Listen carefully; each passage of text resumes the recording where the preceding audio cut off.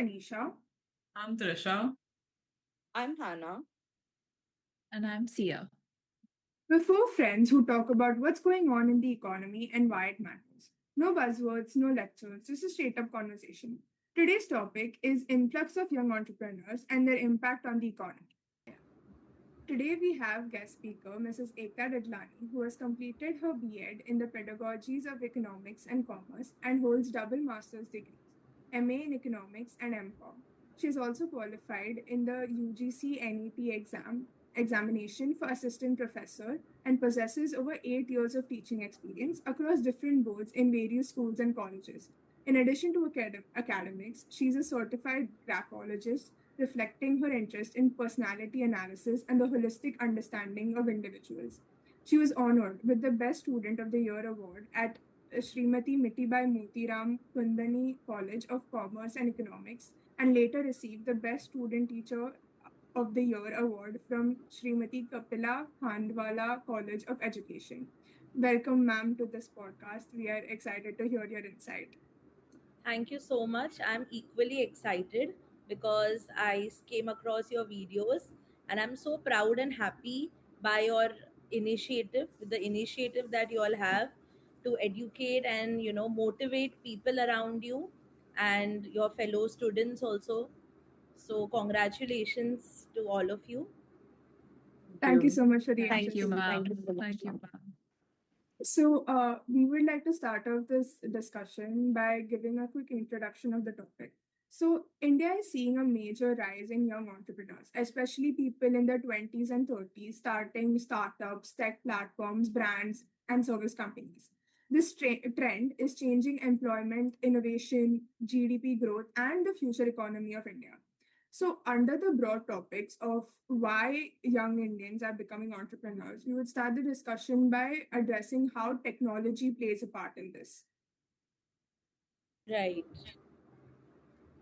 So, so in India, right, in the recent years, we've seen a rise in UPI, Aadhaar based confirmation by the government.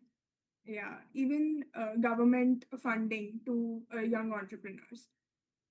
Hannah, if Correct. you'd like to, yeah. Yeah.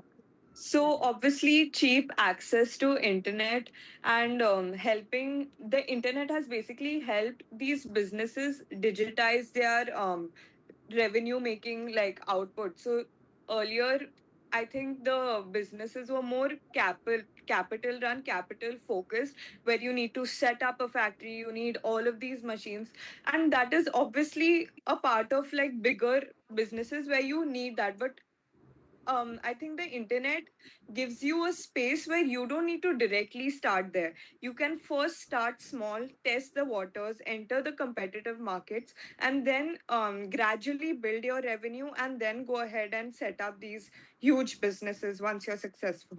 So I think in that way, the internet has really been helpful for young entrepreneurs.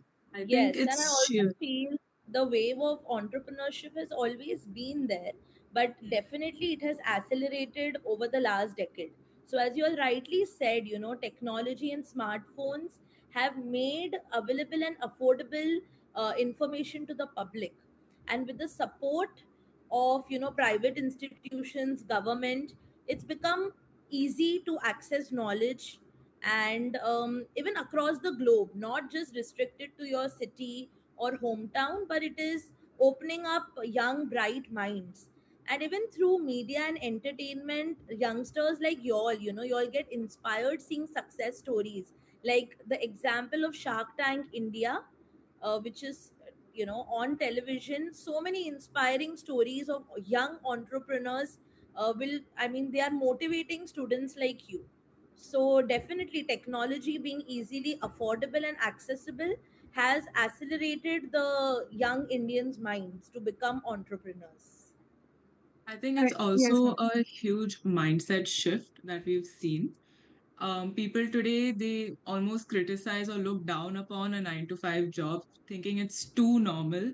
They want to be their own boss. They want to have the freedom to create and put out their own work. I think that plays a major role in the rise in entrepreneurship today. As you mentioned, success stories, it gives them something to look up to and be inspired by, something they aspire to be one day. But as we previously discussed, it's also somewhat demotivating as they get very intimidated by, the sheer capacity or scale that they need to reach to achieve their dreams. Correct. I would like to add to what Trisha beautifully said. It's also the mindset shift. So even cultural changes like women empowerment, Yeah. and that has also, given the courage and people having the mind of their own to choose the life that they want to build in their own way. So it is not just, as you said, a 9 to 5 job for the sake of it, but they also are having that courage. And because of women empowerment and these cultural changes, the entrepreneurship, and young Indians are aspiring to become entrepreneurs. Yeah, so the cultural shift is a major point because India generally, stereotypically actually, is always focused on the 9 to 5 job, chasing the organic cultural, educational route of finishing a degree, joining a job, or even like government jobs, right? Which is changing a lot in today's economy, where young entrepreneurs, even choosing to drop out to become to start new businesses, new ventures. Right. And also, Yeah. ma'am, as you talked about the Shark Tank India, seeing like investments into young entrepreneurs and seeing that possibility open up also inspires them to start a new opportunity. Absolutely. Yeah. We've So also seen. accessibility has changed, right? Because Hmm. earlier, if you wanted to start a business, I think it was you go all out. Whereas now, I think because of the accessibility to research, you can do it part time as well. You can be a student and you can access the internet and put whatever little time you can into building whatever you want. Absolutely. In fact, this reminds me of a couple of students of mine who started their own venture by making the hairband, the scrunchies. And they also started with cupcakes. And because of, thanks to social media and of course their talent and courage, today they have reached, they have gained so many followers and are running a whole full blown business. So Hmm. it Wow. all starts with a thought, and even at the age, as you said, simultaneously, along with completing their education, they have indulged into this, venture Right. their own, which is commendable. So yeah, ma'am, when you talk about social media, so internet gives people the access to open their store without even having a physical store up front, right? You can also the access increases to not and is not only limited to your city or like the area you live in, but uh, increases it to states or even the whole country, right? Global, So correct. yeah, the scale that businesses can go to today is huge and which creates more opportunities and profit for these businesses, even young Exactly. ones. So much of cost saving. If you're talking about not having a physical store, then you definitely are saving on so many costs, whether it is fixed cost like rent or variable cost of electricity. It gets saved if you are Mm. running an online business also. Yes. I think Absolutely. I think a major point, an industry sort of young Indians capitalize on today is bringing ideas from abroad into India. We spoke about Shark Tank. Shark Tank itself was an American TV thing, which has been brought to India. And I think the sharks on Shark Tank also have participated in a similar trend. Their businesses have also come from abroad and they've sort of launched it into India, which is really interesting to see. Yes. So the Shark Tank panel also having like entrepreneurs who started out very young, like the founder of Oyo, who Hmm. started at the age of 19 and now has a huge business where he invests in other companies, is also a huge inspiration point for young entrepreneurs to see such an individual on such a big stage. Hmm. And it's important to note that these young entrepreneurs are not just from tier one cities like Mumbai, Delhi, Bangalore. Because if you take the example of the Oyo owner himself, Ritesh Agarwal, he started from Odisha, and yes, he dropped out and he started at 19. So that was like, that just shows that even to reach a certain level, you don't have to start with a lot of inherited wealth or capital. Yeah. When we talk about funding through like Shark Tank or other avenues, we also need to understand that do startups that rely completely on constant venture capital to survive, do they build a fragile ecosystem in the economy? And what happens to these startups when the funding dries up? So, So I think India's venture capital ecosystem surged 43% year on year in 2024. So it's usually through an IPO acquisition. Basically, they are larger, more formal capital. They provide capital in by expecting faster returns compared to an angel investor who is like ready to invest in startups that are more like at a base prototype level, and they invest into an idea without expecting larger returns. yeah, so under this topic, initially we were seeing like during 2021, almost $42 billion were invested into startups in India. But now it has reduced down to 20.5 billion in 2025.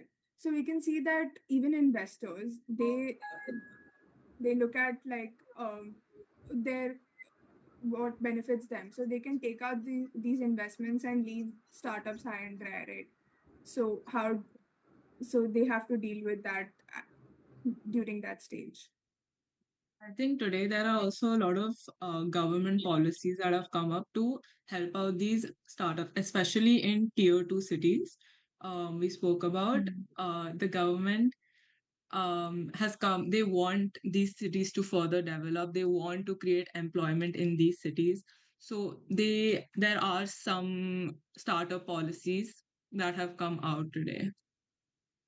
Yeah, so talking about government policies, there is Startup India Seed Fund Scheme and the Credit Guarantee Scheme for non-collateralized financial support. So even the Prime Minister is supporting young entrepreneurs through such policies to fund them in the future, which creates opportunities. So funding is like a major issue that young entrepreneurs face, right? Because to invest into anything, the investors, even though like there's a solidified idea, there's a solidified plan, they might still not want to invest all that money because they see a lack of a bigger team, they see lack of credit history, they don't see like a proper setup, which is a big hurdle for entrepreneurs, young entrepreneurs, to actually make it big into the industry. It's also a huge risk to be investing that much money, to have that over your head, sort of that even if you have investors, then you have to make sure you make enough returns to pay them back. Yeah. So it's all just a really Also, big risk. also Also, a attracting lot of investors. young. Yes, Sometimes if yeah. you have investors, it can also lead to a conflict of Mm. opinions. So managing those problems also is another issue. And you all spoke about the government initiatives, so I would like to add that government has a lot of initiatives to promote startups, such as the Atal Innovation Mission, AIM, and the Startup India Seed Fund scheme. So, this promotes and supports people across age groups, regardless of their family background, their financial status, because they are looking out for funds to grow their businesses. So, government is really, trying to Yeah. help and increase this startup Culture. culture, which is very good. Mm. And yeah. So I think, when you say that go ahead, go ahead. So when you say that they are willing to support people from any background, that creates a huge advantage because there is a huge labor force in India that comes from tier two, tier three cities who are majorly into agriculture or labor or structural like non educational labor, right? So creating those avenues for them to grow and transform into better paying jobs or better paying opportunities is an important step taken by the government. Another thing to consider is that when we have when entrepreneurs have investors and we spoke about them having it over their head, sort of that they have to pay them back. That's where they really have to sacrifice their creative freedom versus they have to consider what will make the investors happy. So that is also a struggle for entrepreneurs. About the struggles and the challenges, I would like to add to Trisha's point that apart from, yes, having a difference of opinion maybe with the investors and not entirely gaining the profit that they strived for, another example of a challenge would be that it entrepreneurship also comes with a lot of burnout. Like initially they require to do a lot of tasks, lot of field work, Yeah. lot of research, and maybe they might not enter into their profit uh, you know stage. Huge. Yeah. Yes. They need it has a lot of burnout, and also sometimes it can have an adverse impact on their personal health care and also the Yeah. positive mindset for a happy living. So there are some Yeah. psychological challenges also, apart from the others that you all discussed. Yeah, So, because in startups, even the environment in those within those businesses itself is that they have a certain target to achieve, even for the workers who are working towards that, because you need to pay back investors, you need to achieve that profit or even meet at break even. So I think that is definitely an negative impact on their mental health. I So yeah, think so when we see those glorified examples of young entrepreneurs, we kind of tend to overlook the psychological investment that they have made into the business and how much it had affected their daily life, their mental health as well. So we need to consider that while, like, young entrepreneurs need to consider that while also getting into this field, right? Because it's not as simple as it looks. Exactly. You have to research. A lot of work is needed before you take such a big decision. It's a wonderful thing that you have the courage and but patience is the key, as you all said, because we don't know Mm. when we will enter into the stage of profit or even match the break even. So patience is the key, and also you have to look up, you should be prepared about the challenges. It shouldn't come as a shock to you because you have prepared yourself, you have researched so much, so you know about the pros and cons. Because there are many challenges in this field and it requires a lot of hard work. It's not just an overnight thing. It requires a lot of effort. Definitely. to also I add feel like on to go ahead. Miss Ekta's previous point, there is a lot of work behind the scenes before you actually even start producing. That is market research. People often overlook this majorly because, which also causes businesses to fail. There is a 90% failure rate today with young entrepreneurs, which is overlooked. Yeah, and it's also, I think that failure rate is also attributed to what Ekta ma'am said rightly, patience. I feel like young entrepreneurs, especially from our generation, I feel like we like to see quick numbers, quick money. I think the patience is something that all of us really need to work on, because establishing a business does take time. Even if you are starting young, it will definitely take a lot of patience. And I yeah, a think lot of those who, people sorry, a lot of people rush into the business without the proper research. So it yeah, does end up leading. those who sail through it at the end have definitely witnessed a lot of probably losses, but they're patient, they're persistent. So I think that is one of the very important points.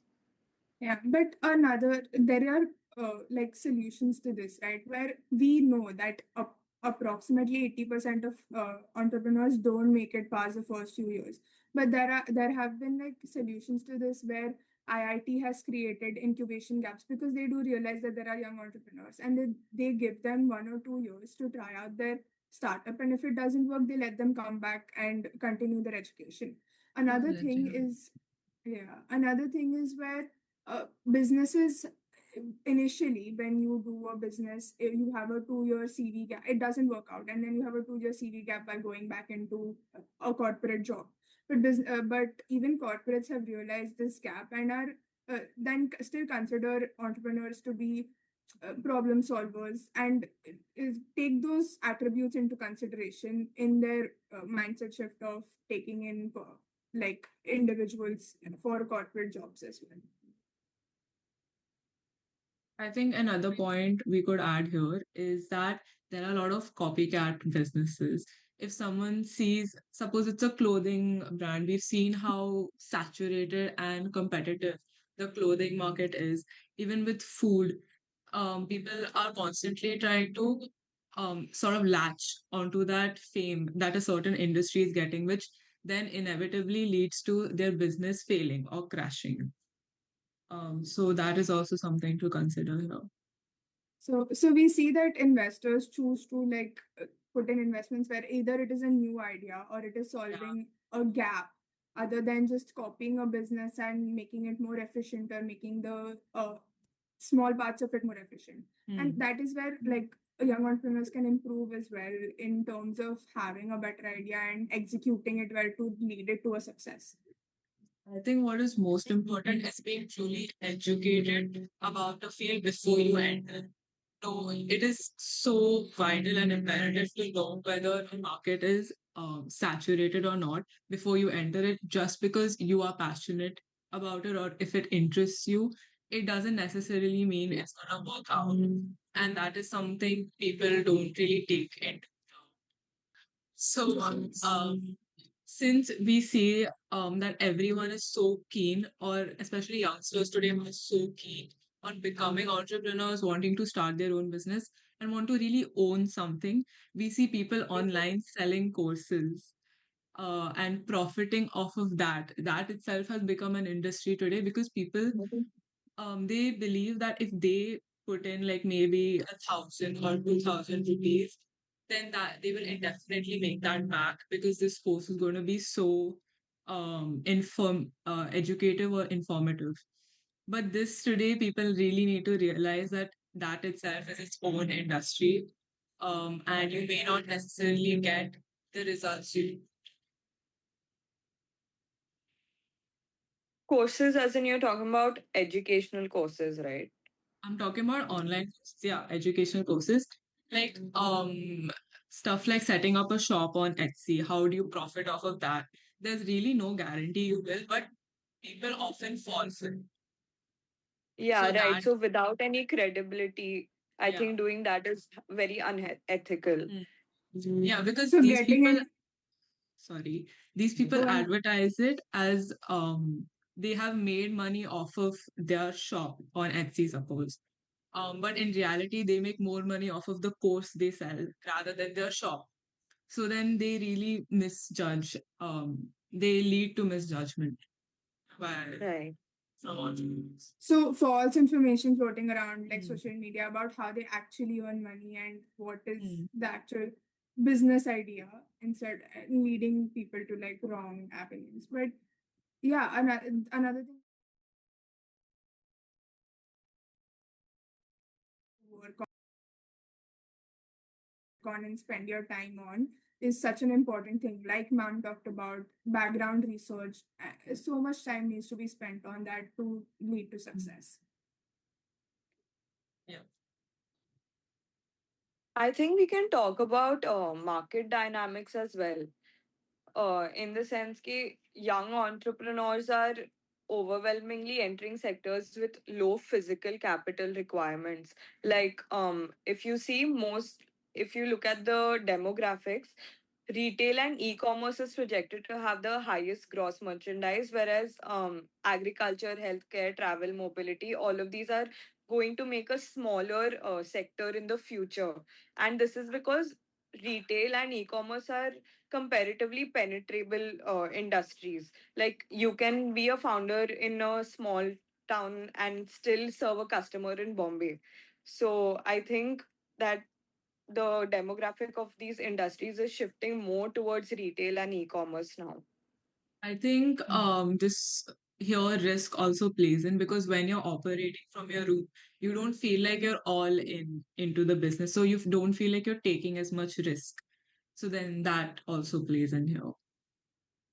You all are actually studying all of this in school. You'll have a subject where, before you get into any of such venture, you have to take care about your product, about your pricing, about your target audience, whom do your product is designed to, who would be your future potential customers, what is your competitor strategy, because you all said, you're starting with something, but you require to analyze so many things about, is your product unique as compared to others, so why would people want to buy your product? Mhm. How about the competitors? So Definitely, many Nidhi. things, if you have to research about. Yeah, Right. being able to sort of have a product which is so narrowly defined definitely helps your business. And this is what we studied, as you mentioned, in economics and business. Yeah.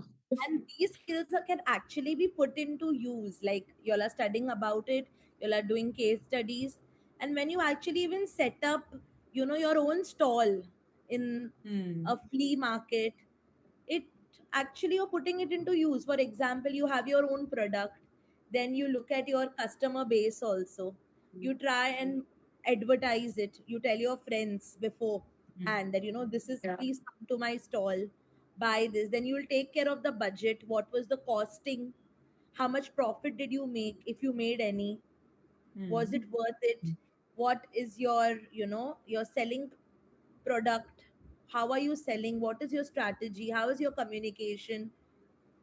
So at a very young age also, you do not need to be a postgraduate to actually start this or apply this in your real life.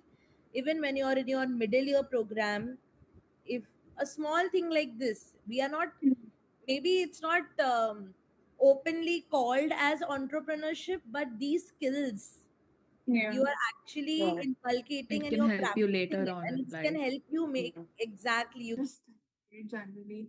So, like, I just wanted to ask if the current school curriculum, like the Indian school curriculum, like which is majorly used, like ICSE and CBSE.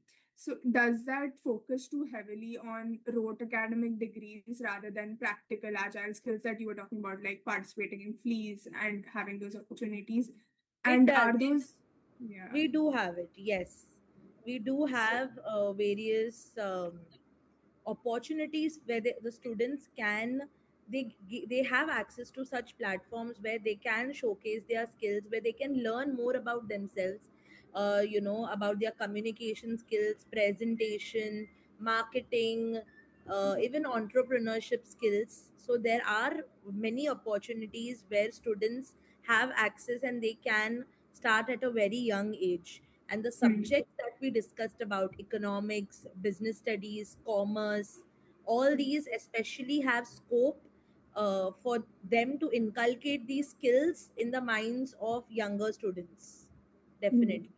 Right. It is very positive to see that moving from a rote academic rigor to like actual applicable skills being learned in school is, Exactly, yeah. because now the situation is so dynamic, as you all said. See, y'all are also at this stage where y'all are in school. You have come up with this podcast, and you're using the digital platform. That itself is a, you never know. Maybe in future this channel can grow further, further, further, and where y'all reach. So, and I'm hopeful about it. So this is what we need to foster, whether it's a presentation in class where students are coming out gaining that confidence. Just, you might think that it's just a presentation, but the efforts and the skills required to make that PPT, whether it is research skills, because definitely to make a PPT you will have to research. Then when you come out of your place and stand before the class with your peers. That's when you require confidence. That's where you gain confidence. You require communication skills, they get enhanced. Your presentation skills, how you deliver the points. So all this, and later you may, maybe you're doing this in the boardroom, that Hmm. same PPT, after a decade you are presenting. So small things, that's why, school brings about the holistic development. Education brings about the holistic all round development of students. Along with academics, there is also personality. There are various personality traits, various skills that you all learn. When you pass out, maybe when you graduate, that's when you realize, oh, I have done all of this, and I'm Yeah. seeing all of this. Yeah. Like in economics also, during the COVID times, how the masks and sanitizers, the demand, and how Okay. about the market. And we are seeing economics in daily life. For example, if you have a budget, very small thing, your parents have given you 2000 rupees and they've asked you to make use of it. So some of you might travel, some of you may save some amount, we must also donate some amount to help, Hmm. and then whatever you save will be your savings. So Hmm. allocation of resources, that 2000 rupees, how beautifully you all have allocated to get optimum utilization of that resource of the money, and to gain maximum satisfaction. That is economics, which you are learning, but actually you are implementing it Yeah. in daily life. So yes, the curriculum, and at a very young age, whether it is setting up your own businesses, your startups, and maybe if you're good at baking, I would tell the students, start your own cakes, start selling. Maybe if you are want to make it more diet, I mean health conscious, then make it sugar free. If you're a Hmm. vegan, then you can come up with different, you can expand your business. So many things to do. But yes, as we discussed, a lot of research needed. You need to see who's your target audience, how will Hmm. you market this, how will you advertise it, what is your budget, what raw materials are needed, do you have the bandwidth, the space, are you going to sell it online, how do you market it, what are your profits, where do you see yourself in the next 5 years? So young minds like you all have so much talent, the government is supporting. Yeah. And we have seen, the first question that we discussed upon was that, have we seen the growth of entrepreneurship? So in this last decade, thanks to technology, thanks to Hmm. so much of exposure, Hmm. lot of knowledge available, yes, we have seen a lot of growth in Yes, entrepreneurship as compared to the earlier times. definitely. So, connecting this growth in entrepreneurship to the whole economy and seeing how it actually affected the GDP of our country, right? As compared to like traditional MSMEs and comparing Hmm. traditional MSMEs and young entrepreneurs. We've seen a lot of job creation. Actually, MSMEs, as you mentioned, they contribute to 30% of our GDP. Yeah. So, we've seen growth there. We've seen growth in the job market. We've seen growth in exports, and we've just seen like how it plays out in a global perspective. Exactly, and that's the main Yeah. point. If you have to ask what was the best or the most positive impact on the Indian economy, I would say it is creating more jobs. It is There were employment, around, yeah. especially for the people who are not coming from privileged backgrounds Mm. or who lack certain qualities. But with the help of entrepreneurship, we have gotten so much of more employment, and with more employment, it reduces the pressure on the government and the economy as a whole, macroeconomics also, which could have otherwise resulted in a disastrous situation also. Or like Yeah. how unfortunately in some countries like Zimbabwe, that you all know about what happened, or talking Mm. about stagflation. So because of entrepreneurship, so many jobs, so much of employment, and the circular flow of income. You all know the economy works in a Yeah. circular flow. You're creating Yeah. job Yeah. opportunities you're giving factor payments, in Yeah. return Right. you're getting factor services, then taxes again, which will boost up the economy. In return, government also gives so many subsidies. So it's a Yeah. whole circular flow of income, and now the Indian economy is among the top 4 largest economies in the world. And Yeah. with the population growing above the 1.5 billion mark, and with so much of diversity across groups, languages, beliefs, it has definitely opened up newer opportunities, and also newer markets for entrepreneurs to capture in the country. So it will only grow further, and maybe Yeah. within the next 15 years India could become one of the largest economies in the world, with more and more billionaires and millionaires coming from India. Yeah. Yeah. Indian startups There are have already already projected to create, I think, by 2029 to 2030, I think, contribute $1 trillion to the economy and create 50 million new jobs. So it's definitely, I feel like um, young entrepreneurship has also contributed to globalization a lot with the help of internet, obviously. So exporters from small cities in Tamil Nadu and Gujarat, there's this specific company that has crossed $180 million in sales on Amazon's global. So I feel like globalization in terms of import and export, foreign exchange trading as well, I think that has been contributed to a lot by young entrepreneurship as well. To add on to how the Indian economy booming has led to globalization, we've also seen brands set up in India where they started manufacturing in India. I think Apple has started that, if I'm not wrong. Apple has shifted, yeah. So having those goods produced here not only make them cheaper to buy because you don't have to pay the shipping charges, they also again create those jobs, they add to the GDP, and yeah, they also having new automation or systems which make production easier. Having that introduced in the country could also help other Indian brands to also adopt those strategies to then become more profitable. So It's talking creating about recognition as well. Yeah. So, talking about employment through startups as well, we see that every new young entrepreneur handles like 3 to 15 people under him, right? And him or her. And we see that many of these are freshers or recently graduate individuals. So, this also reduces frictional unemployment in the economy, considering India has like a large number of young workforce, Graduates. yeah, graduates. It's also like a However, I really feel like competitive.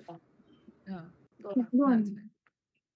go No, I was on, just thinking because please. it's a competitive market, it just makes it easier for even like young graduates to like find jobs. Yeah.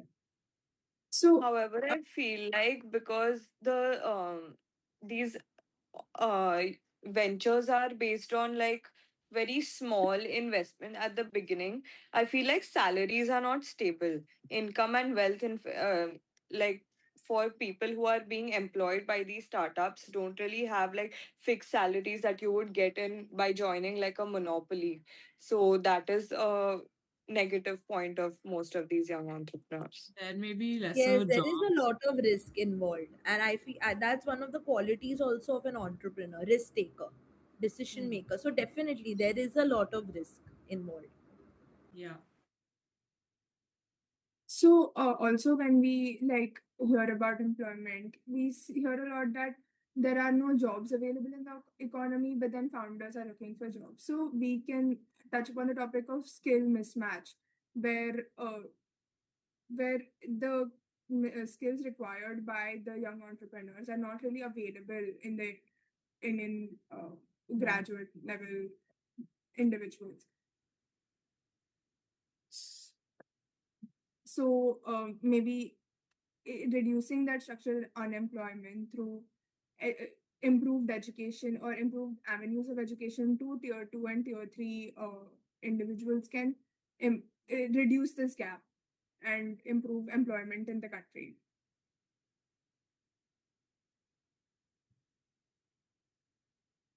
Do you think that so many new young entrepreneurs joining, like we see a pattern in our coming generation that most of the people want to be self-employed, they want to start their own entrepreneurship.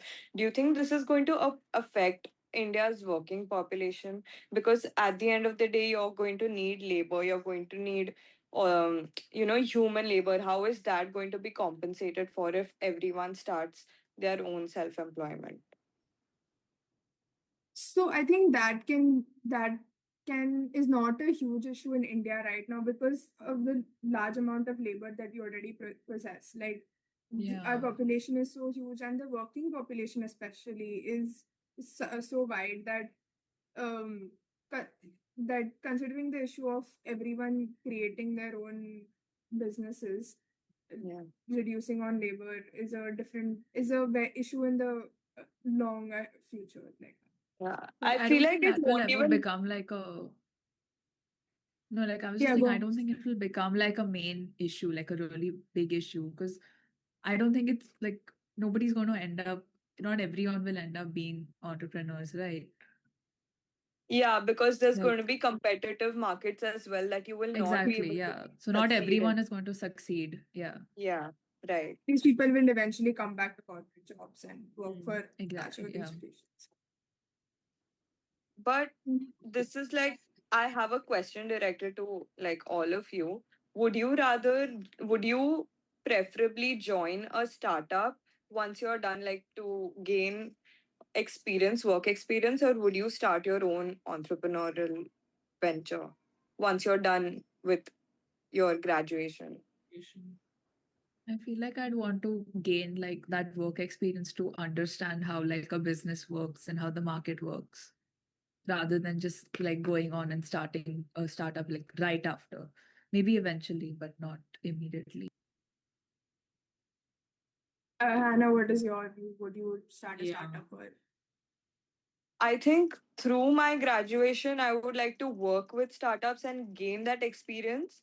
And then the moment I'm done, I'd like to use all of that, maybe work 1 year and then set up my own business with all those insights.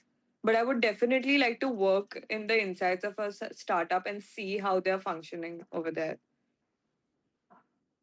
Ma'am, do you think a good education with a well reputed degree in business is enough to make you a breakthrough entrepreneur? Like, especially MBAs. Do you think MBAs are going to be valid in the next 5 years? See, this question, definitely education is extremely important in my eyes, and a degree from a very good reputed institution adds on to your CV for your career. Definitely it is very impactful, but just a degree is not enough. You require a number of skills, multiple skills. Firstly, it again, you all were discussing, I heard, whether you all want to pursue something in this path in the future. So it depends. You have a degree, but then maybe you do not have that skill set, or you don't have the risk taking ability or that courage. And we also discussed you require a lot of patience. So just Mm-hmm.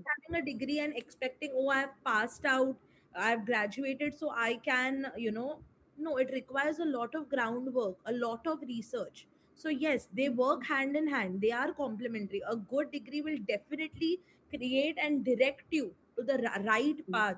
You will have the knowledge. You will have the, the kind of direction in life. What I have to do, because you have learned so much. You have qualified, but if you do not have the courage or the skill set to apply those things in real Hmm. life, then that degree won't be enough.